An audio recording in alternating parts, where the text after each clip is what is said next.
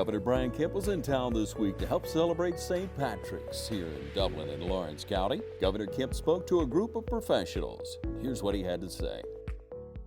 So we're here with Governor Brian Kemp. He's graced our presence today. You're going through the state visiting very much of what we would call the rural area of Georgia. I really feel it's one Georgia, and I believe you do too, don't you, Governor? It is. I mean, listen, our state's very diverse and very different depending on where you go. But look, you've seen during the pandemic, especially these last 2 years, we're all in this together. Everybody's had battles that they've had to fight.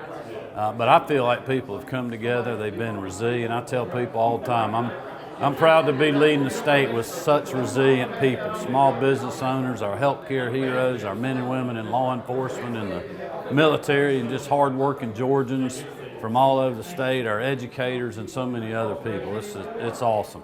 Governor, you know, when we look at the primary coming up in May 24th, what would you say to people that really distinguishes you against your competition?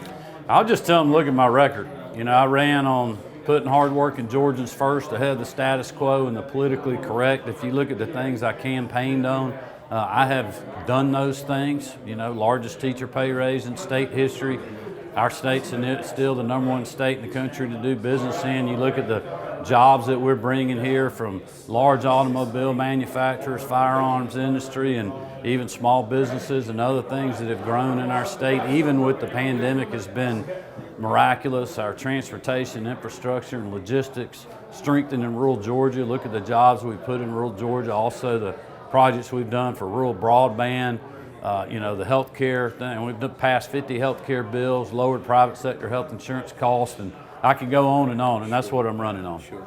So, Governor, when you look at you and the difference between Mr. Perdue, you know, do you feel like that, of course, there are different facets of the Republican Party. Do you feel like the Republican Party is very solid and possibly different than it is in other parts of our country? You know, I feel like the party's not divided like a lot of people, especially national media, wants to write about it. I mean, Republicans have always been very opinionated with primary voters. I mean, we're talking to those people every day, reminding them of my record. I mean, I have a record of creating jobs here in the state of Georgia. David Perdue has a record of outsourcing jobs to China when he was CEOs of very large companies. He's now criticizing me for bringing a huge project, the largest project ever to the history of the state, 7,500 jobs. I'm very proud of that. We work with the local communities to do that, and he's criticizing that, calling it a boondoggle and corrupt. You know, I think he's wrong on that, and I think he was wrong to outsource jobs, and I think the voters will say that as well. Yeah. Let's speak a little bit very pointedly toward voter integrity or election integrity. Mm-hmm. Well, look, that's why we passed the strongest Elections Integrity Act in the country. I was frustrated, like a lot of other Georgians, at the federal level at the results that we had after the election. Saw a lot of things that needed to be addressed that had been put in by one person because of, you know, a global pandemic, quite honestly. But you know what? I followed the law and the Constitution of the state. I'm not the Secretary of State anymore. The Secretary of State's in charge of elections. You know, him and the State Elections Board made decisions during the pandemic. A lot of those, I think, created some issues, and the General Assembly and myself both felt like we needed to address those. Replacing the signature match process with the voter ID, that was my idea. I was the first one to say that. Continuous counting, making sure that we can't electioneer people, making sure that we're securing ballot drop boxes when they weren't in some counties before. And so I don't think we're going to see the problems that we had in the last election. And I'm very proud of the work we did. Every single Republican voted for that bill. And we did that, quite honestly, while my opponent, who was a candidate, never challenged the election, never asked for a recount, never filed a lawsuit, was at home playing golf when we were doing all this good work. And now all of a sudden he's blaming my loss on him. You know, he's the one that lost to John Ossoff. The guy was a political novice. That is on him, not me or anyone else. What do you say to voters in the rural and the metro area? Why is it so important to turn out?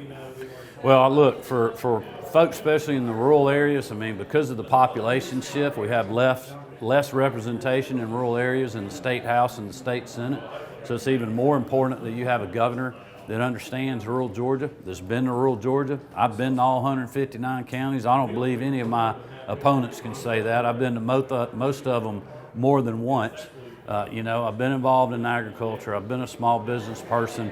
I understand our state. I've worked with the local elected officials there. And you need somebody, even though that we're working in Atlanta under the Gold Dome, that is always going to be fighting for rural Georgia. And my record shows that. But look, I'm a man of faith. I'm praying for wisdom and guidance and strength every day. I feel like the good Lord has put my family and I in this crazy position that we're in, especially during the pandemic, for a reason. And I try to get up every day and do like I did when I was a small business person, just grind that day out on a construction project. You know, when you're building a construction project, it doesn't get finished in a day or in a week.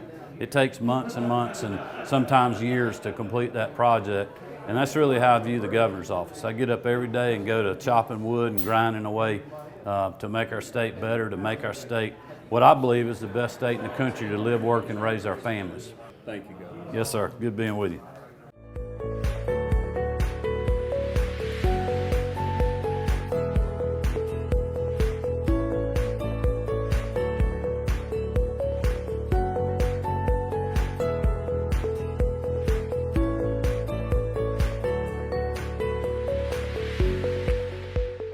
Paid for by the committee to re-elect Governor Brian Kemp.